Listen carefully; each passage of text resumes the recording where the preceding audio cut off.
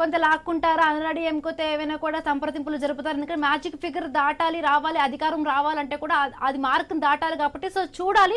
At the same time మనకి కత్తి వెంకటస్వామి గారు కూడా జాయిన్ అయ్యారు, కాంగ్రెస్ ఏఐసిసి ప్రతినిధి, అలాగే పల్నాటి వెంకటరెడ్డి గారు బీజేపీ ప్రతినిధి. సో వీళ్ళిద్దరు జాయిన్ అయ్యారు. నమస్తే అండి. బిఫోర్ దట్ ఒక్కసారి బ్రేకింగ్ చదువుదాం. సో తమిళనాడులో కూడా టీవీకి అధినేత విజయ్ ప్రభంజనం సృష్టించారు. పోటీ చేసిన 2 స్థానాల్లో ఆయన గెలుపొందారు. తిరుచి ఈస్ట్ లో తొలుత వెనుకబడిన చివరికి విజయాన్ని సాధించారు. పెరంబూర్ తిరుచి ఈస్ట్ లో విజయ్ గెలిచారు.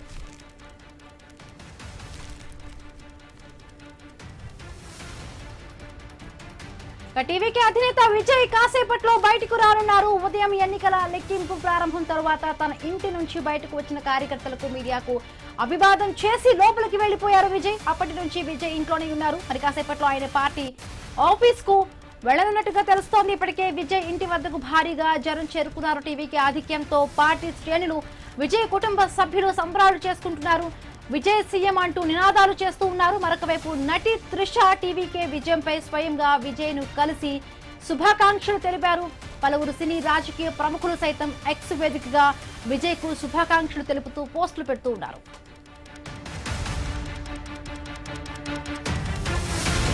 ఇక తమిళనాడు ఎన్నికల్లో విజయ్ ప్రభంజనం సృష్టిస్తూ ఉన్నారు. పెరంబూర్ నుంచి అలాగే తిరుచి ఈస్ట్ 2 స్థానాల్లో కూడా విజయ్ భారీ ఆధిక్యంతో కూడా గెలుపొందారు. 140 ఓట్ల తేడాతో కూడా అటు డిఎంకే పార్టీ అభ్యర్థిపై నుంచి 40 ఓట్ల తేడాతో కూడా విజయ్ గెలుపొందారు. సో 2 స్థానాల్లో ఒక స్థానానికి రాజీనామా చేయాల్సి ఉంటుంది. సో త్రిష నటికి ఆ స్థానం నుంచి కూడా మళ్ళీ గెలిచే అవకాశం ఉన్నట్టుగా కూడా వార్తలు వస్తూ ఉన్నాయి. రైట్, మనతో పాటు జాయిన్ అయ్యారు కత్తి వెంకటస్వామి గారు. నమస్తే అండి వెంకటస్వామి గారు. ఎట్లా చూస్తున్నారు ఇప్పుడు వచ్చే మొత్తంగా ఈ ట్రెండ్ ని? మొత్తం విజయ్ ప్రభంజనం సృష్టించారు. ఎవ్వరూ ఊహించలేదు విజయ్ కి ఇన్ని స్థానాలు వస్తాయని అనుకోలేదు. మీరు ఎట్లా ఫస్ట్ దీన్ని ఊహించారా? లేదండి, అంటే Vijay will be A force అనేది అందరు అనుకున్నారు. ఒక స్టేజ్ లో విజయ్ పార్టీ పెట్టిన కొత్తలో కాంగ్రెస్ కి సంబంధించినటువంటి ఒక ముఖ్యమైనటువంటి కొందరు నాయకులు విజయ్ తో వెళ్దామని కూడా, విజయ్ తో పొత్తు పెట్టుకోవాలని కూడా రాహుల్ గాంధీ గారికి అప్పీల్ చేసినారు.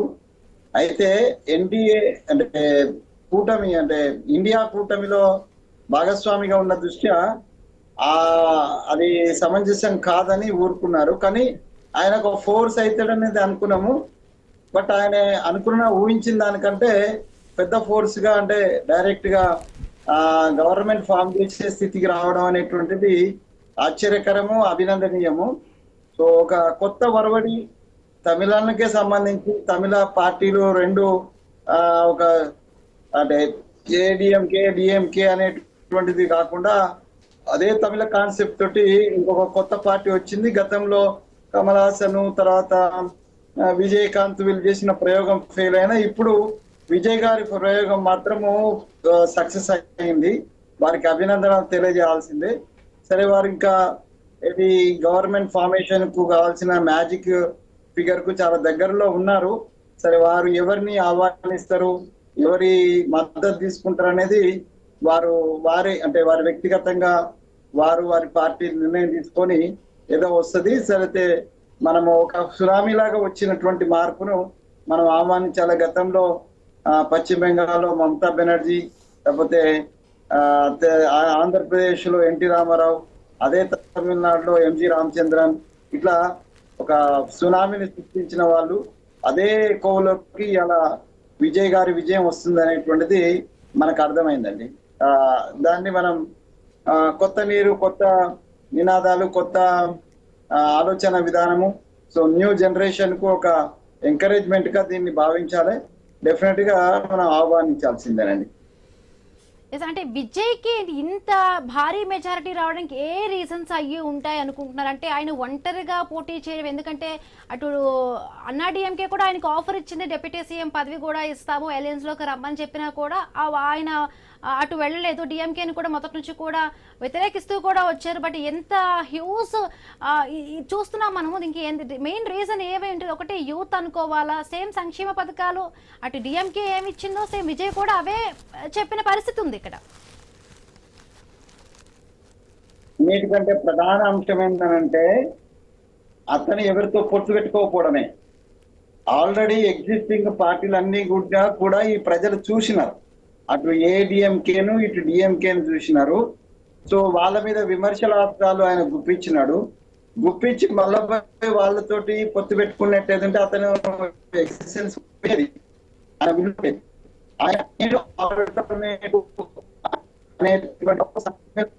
కల్పించి కాబట్టి అదే ప్రధానమైనటువంటి అంశము. దాని తర్వాత ఆయనకున్నటువంటి సినీ ఈ రంగం సంబంధించినటువంటి ఏదైతే క్రేజీ ఉందో అది, అలాగే మిగతా సినీ రంగ ప్రముఖులు కూడా చాలా మంది ఆయనను సపోర్ట్ చేయడం అనేటువంటిది second part. And third party వచ్చేసిందనంటే అతను ఇచ్చిన మేనిఫెస్టోలో కొన్ని అంశాలు యూత్ ను పర్టికులర్ గా మహిళలను యూత్ ను అట్రాక్ట్ చేసేటువంటి విధంగా ఉండడము. ఈ 3-4 అంశాలను దృష్టిలో పెట్టుకొని ప్రజలు ఆయనకు పట్టం కట్టిందని అనుకోవచ్చు. తర్వాత ప్రధాన అంటే ఇంకొక 4వ అంశం, ప్రధాన అంశం యాంటీ ఇన్కంబెన్సీ. యాంటీ ఇన్కంబెన్సీ అంటే ఊహించని యాంటీ ఇన్కంబెన్సీ. ఇది డీకే మీద ఇంకా అంటే మొన్న చెప్పిన సర్వేలన్నీ కూడా ఏం చెప్పినాయండి, పెద్ద యాంటీ ఇన్కంబెన్సీ లేదని చెప్పినాయి. కానీ ఇన్హెరెంట్ గా ప్రజలలో యాంటీ ఇన్కంబెన్సీ ఉంది. వాళ్ళ ఇది డిఎంకే యొక్క పరిపాలన మీద అసంతృప్తి అనేది ఇలా రిజల్ట్ లో బయటపడ్డది. సో ఈ 4 అంశాలను మనం పరిగణలోకి తీసుకున్నట్టంటే విజయ్ గారికి అప్రత్యతమైనటువంటి విజయాన్ని సాధించి పెట్టి అని చెప్పుకోవచ్చు. దాంట్లో ప్రధానమైంది ఆయన ఒంటరిగా పోటీ చేయడము అనేది ఒక ప్రధాన అంశంగా నేను భావిస్తున్నాను. పల్నాటి వెంకటరెడ్డి గారు, మొత్తంగా అంటే ప్రభుత్వం పైన ఒక వ్యతిరేకత వస్తే పార్టీ ఓడిపోతే, కానీ ఒక సీఎం అభ్యర్థిగా ఉన్న వ్యక్తి ఇక్కడ ఓడిపోవడమే అక్కడ అందరికీ కూడా